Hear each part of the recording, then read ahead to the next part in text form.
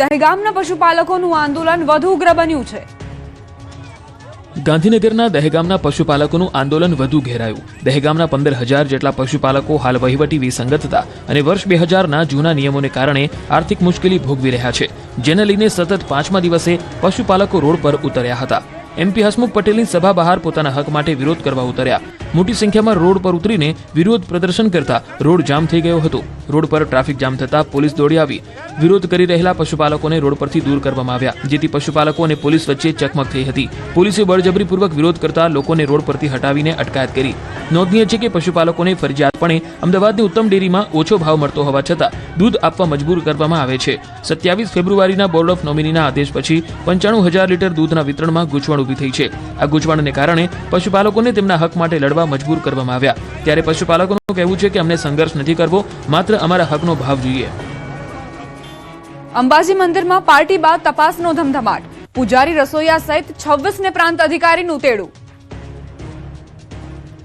જૂનાગઢના ગિરનાર સ્થિત અંબાજી મંદિરમાં ભંડારામાં દારૂ અને નોનવેજની પાર્ટીનો વિડીયો વાયરલ થયા બાદ વહીવટી તંત્ર હરકતમાં આવ્યું છે. આ ગંભીર ઘટનાની તપાસ પ્રાંત અધિકારીને સોંપવામાં આવી છે. તપાસના ભાગરૂપે રવિવારની રજા હોવા છતાં પ્રાંત અધિકારીએ પૂજારી, પિયારો અને રસોઈયા સહિત કુલ 26 લોકોને પૂછપરછ માટે બોલાવ્યા હતા, જેમાંથી મંદિર સાથે જોડાયેલા 11 લોકો સહિત અન્ય વ્યક્તિઓ નિવેદન નોંધાવવા માટે કચેરી સમક્ષ હાજર થયા હતા. પવિત્ર યાત્રાધામની ગરિમા લજવનાર આ કૃત્યમાં કોની કેટલી સંડોવણી છે તે જાણવા માટે તંત્ર ઊંડાણપૂર્વક તપાસ કરી રહ્યું છે. આવતીકાલ સુધીમાં અહેવાલ તૈયાર થશે. ગુજરાતના ઉમરેઠ બેઠકના ભાજપના ધારાસભ્ય ગોવિંદ પરમારના મૃત્યુ બાદ ખાલી પડેલી બેઠક પર પેટા ચૂંટણીની જાહેરાત થઈ છે. ઉમરેઠ બેઠક પર 23મી એપ્રિલે પેટા ચૂંટણી થશે અને 4 મેના રોજ મતગણતરી થશે. બીજી તરફ ચૂંટણી પંચે આસામ, કેરળ, પુડુચેરી, તમિલનાડુ અને પશ્ચિમ બંગાળમાં વિધાનસભા ચૂંટણીની તારીખોની જાહેરાત કરી. તમિલનાડુમાં 23 એપ્રિલે એક જ તબક્કામાં મતદાન થશે. બંગાળમાં 23 અને 29 એપ્રિલે 2 તબક્કામાં મતદાન થશે. કેરળ, આસામ અને પુડુચેરી એમ 3 રાજ્યોમાં મતદાન 9 એપ્રિલે એક જ તબક્કામાં થશે. પરિણામો 4 મેના રોજ જાહેર કરવામાં આવશે. વડોદરા શહેરમાં તસ્કરોએ વધુ એક મંદિરને નિશાન બનાવ્યું છે. આજવા રોડ પર આવેલા ઇન્દ્રેશ્વર મહાદેવ મંદિરમાં અજાણ્યા ચોરોએ ગર્ભગૃહમાં પ્રવેશ કરી ચોરીને અંજામ આપ્યો. તસ્કરો ચાંદીનું મોટું અને નાનું છત્ર તેમજ ભગવાનના આભૂષણો ચોરી લઈ ગયા. ઉપરાંત દાનપેટીમાં રહેલી રોકડ રકમ સહિત કુલ અંદાજે 45,000થી વધુની ચોરી થઈ હોવાનું સામે આવ્યું. વડોદરા નજીક નેશનલ હાઈવે 48 પર ફાજલપુર બ્રિજ પાસે ટ્રક અને બાઇક વચ્ચે ભયંકર અકસ્માત સર્જાયો હતો. અકસ્માત દરમિયાન ટ્રકના ટાયર નીચે આવી જતા બાઇક સવાર 2 લોકોના ઘટના સ્થળે મોત નીપજ્યા, જ્યારે એક વ્યક્તિ ગંભીર રીતે ઇજાગ્રસ્ત થયો. અમદાવાદના અમરાઈવાડીમાં યુવતી જાહેરમાં છરી લઈને દાદાગીરી કરતી નજરે પડી. જાહેરમાં હથિયાર લહેરાવી યુવતીએ ધમકી આપી ગાળાગાળી કરી. વિડીયો વાયરલ થતા પોલીસે તપાસ આદરી.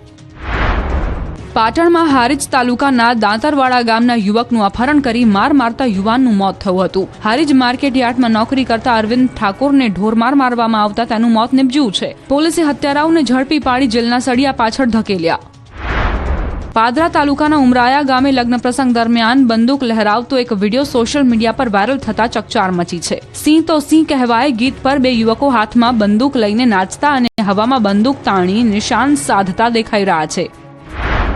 વડોદરાના મકરપુરા જીઆઈડીસીમાં મારામારી થઈ. યુવક પર જીવલેણ હુમલો કરાયો. કેટલાક ઈસમોએ જાહેરમાં સામસામે મારામારી કરી. ઈજાગ્રસ્ત યુવકને સારવાર માટે SSG હોસ્પિટલ ખસેડાયો. આ તરફ ભરૂચમાં વ્યાજખોરોનો આતંક જુઓ. વેપારીએ વ્યાજે લીધેલા 3 લાખ સામે વ્યાજખોરોએ 18 લાખ વસૂલ્યા. વ્યાજખોરોએ દુકાનમાં ઘૂસી મારપીટ કરી. પંચમહાલ જિલ્લામાં આવેલા સુપ્રસિદ્ધ મરડેશ્વર મહાદેવ મંદિરના દર્શન કરવા માટે મુખ્યમંત્રી ભૂપેન્દ્ર પટેલ પહોંચ્યા હતા, જ્યાં તેઓનું મંદિર પરિસરમાં સ્વાગત કરવામાં આવ્યું હતું. આ પ્રસંગે તેમણે શાસ્ત્રોક્ત વિધિ મુજબ મહાદેવની વિશેષ પૂજા અર્ચના કરી જળાભિષેક કર્યો હતો. કારેલીબાગ વિસ્તારમાં પાણીની ટાંકી નજીક રસ્તા પરથી પસાર થઈ રહેલા એક ઊંટનો પગ અચાનક પાણીના વાલ્વના ખુલ્લા ભાગમાં ફસાઈ ગયો હતો. પગ ફસાતા ઊંટ મુખ્ય માર્ગ પર પડી ગયો હતો. ઘટના જોઈને આસપાસના રાહદારીઓ અને વાહન ચાલકો તરત જ મદદ માટે દોડી આવ્યા. લગભગ અડધા કલાકના પ્રયાસો બાદ મહામુસીબતે ઊંટનો પગ બહાર કાઢવામાં સફળતા મળી. બનાસકાંઠામાં યુવકે પાણીની ટાંકી પર ચડી નાટક કર્યા. પોલીસે મહા મહેનતે નીચે ઉતાર્યો.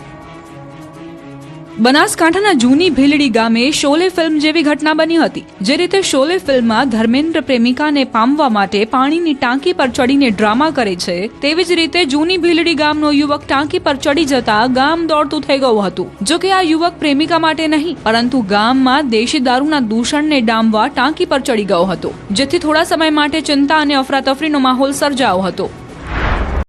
ડીસા તાલુકાના જૂની ભીલડી ગામે ઘણા સમયથી દેશી દારૂનું ગેરકાયદેસર વેચાણ ચાલી રહ્યું છે. આ અંગે અનેકવાર રજૂઆત કરવા છતાં પોલીસ દ્વારા કોઈ કામગીરી થતી ન હતી. બુટલેગરોને છાવરતી હોય તે પ્રકારે આંખ આડા કાન કરી રહી હતી, જેથી ગામનો યુવાન કંટાળી ગયો હતો. પોલીસ કાર્યવાહી કરે તેવી માંગ સાથે ભર બપોરે ગામની પાણીની ટાંકી પર ચડી ગયો હતો. ટાંકી પર ચડી ડ્રામા કરવા લાગ્યો હતો. આ અંગેની જાણ થતાં આખું ગામ ભેગું થઈ ગયું હતું. નીચે ઉતરી જવા બહુ સમજાવટ કરી હતી, પરંતુ યુવાન ટસનો મસ્ત થયો ન હતો. પોતાની માંગ પર અડગ હતો. ગ્રામજનો યુવાનને સમજાવીને થાકી ગયા હતા. ગામમાં અફરાતફરીનો માહોલ સર્જાયો હતો. અંતે કંટાળેલા લોકોએ પોલીસને જાણ કરી હતી. પોલીસે તુરંત પહોંચીને યુવકને સમજાવી મહા મહેનતે નીચે ઉતાર્યો, જેથી લોકોએ રાહતનો શ્વાસ લીધો. બીજી તરફ યુવકના વિરોધ બાદ પોલીસે ગેરકાયદેસર દારૂ વેચાણ સામે કડક વલણ અપનાવ્યું, જેના કારણે દારૂ વેચાણ કરતા અસામાજિક તત્વોમાં ફફડાટ ફેલાયો છે. ગેસની તંગીથી મહેસાણાની હોટેલોને અસર તો અમદાવાદનું માણેક ચોક પણ બંધ થશે. સુમસામ રેસ્ટોરન્ટ, ઠંડા પડેલા ચૂલા, કારીગરો બેકાર, હોટેલ સંચાલકો ચિંતામાં અને ગેસના બાટલા માટે લાંબી કતાર. ગેસ સિલિન્ડરની તંગી દર્શાવતા આ દ્રશ્યો મહેસાણાના છે. કમર્શિયલ સિલિન્ડર મળવાનું બંધ થઈ જતા મહેસાણાની મોટાભાગની હોટેલોને તાળા મારવા પડે તેવી સ્થિતિનું નિર્માણ થયું છે. નાની મોટી હોટેલો પાસે ગેસ સિલિન્ડર પૂર્ણ થઈ જતા હોટેલોને ન છૂટકે બંધ કરી દેવાની ફરજ પડી. હોટેલો લોજના શટર પાડી દેવાયા છે, જેથી હોટેલોમાં કામ કરતા અનેક લોકો બેરોજગાર બની ગયા છે. જ્યાં સુધી ગેસના બાટલા નહીં મળે ત્યાં સુધી હોટેલો શરૂ નહીં થાય. તો સામાન્ય લોકો પણ ગેસના સિલિન્ડરનો સ્ટોક કરવા લાગતા ગેસ એજન્સીની બહાર નોટબંધી જેવી કતાર ખૂટવાનું નામ નથી લઈ રહી. વાત અમદાવાદની કરીએ તો અહીં પણ ગેસની તંગીથી નાના મોટા હોટેલ સંચાલકો, ફૂડ લારીઓ ચલાવતા વેપારીઓ પરેશાન છે. અમદાવાદની સૌથી લોકપ્રિય ગણાતી માણેક ચોક ફૂડ માર્કેટને પણ ગેસ તંગીનું ગ્રહણ લાગ્યું છે. માણેક ચોકમાં ખાણીપીણીની લારીઓ ચલાવતા વેપારીઓના ગેસના બાટલા પણ ખૂટી પડવાના આરે છે. લગભગ 3 થી 4 દિવસ સુધી ચાલે તેટલો જ સ્ટોક હાલ ઉપલબ્ધ છે, જેથી કેટલીક લારીઓ બંધ થઈ જાય તો નવાઈ નહીં. લગભગ 12 જેટલી લારીઓ એવી છે જે બંધ થઈ જશે, એટલે માણેક ચોકની બજાર પણ યુદ્ધની જાળમાં ફસાશે. આ બાજુ રાજકોટના કેટરિંગના ધંધાર્થીઓની પણ કેડ ભાંગી છે. રાજકોટમાં ફરી ચૂલાનો જમાનો આવ્યો છે. ગેસની અછતના કારણે કોલસાની સગડીમાં રસોઈ બનાવી ગેસનો જુગાડ શોધી કાઢ્યો છે. ગેસની તંગી વચ્ચે રાજકોટમાંથી ગેસ રિફિલિંગનું કૌભાંડ ઝડપાયું. શાહપર વેરાવળમાં ચૂલા રિપેરિંગની આડમાં એલપીજી ગેસની કાળાબજારી ચાલતી હતી. પારડી ગામની સોનુ ગેસ એજન્સી પર પોલીસે દરોડા પાડી 2 પરપ્રાંતીય શખ્સની ધરપકડ કરી અલગ અલગ કંપનીના કુલ 87 ગેસ સિલિન્ડરનો જથ્થો કબજે કર્યો.